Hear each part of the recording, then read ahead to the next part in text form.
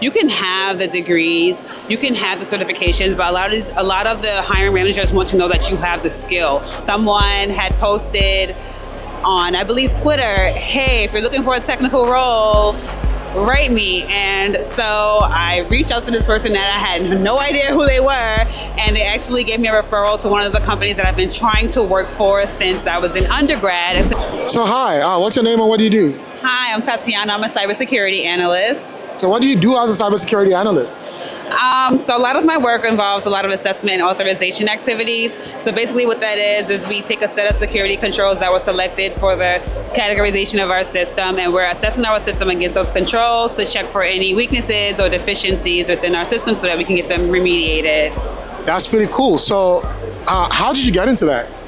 So I graduated with my master's in cybersecurity back in 2021. Funny story, someone had posted on, I believe, Twitter, hey, if you're looking for a technical role, write me. And so I reached out to this person that I had no idea who they were, and they actually gave me a referral to one of the companies that I've been trying to work for since I was in undergrad, Accenture Federal Services, and they hired me. That sounds like a really exciting story. So, the application process is usually very tedious. What are some of the mistakes that you've made in your resumes or you've seen other people make, and how do people start making those?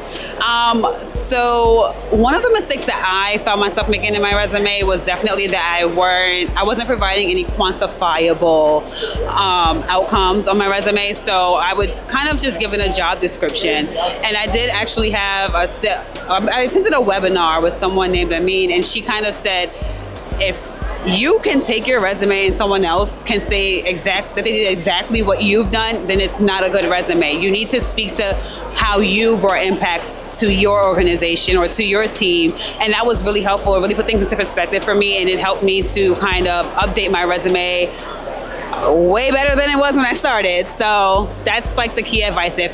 If someone can take your resume and the data that's on your resume and put it on theirs, and they can speak to it, it's not a good resume. Throw it in the bin, as she would say. That's great. That's great advice. So what does interviewing look like for cybersecurity roles, and how does someone really stand out in those interviews?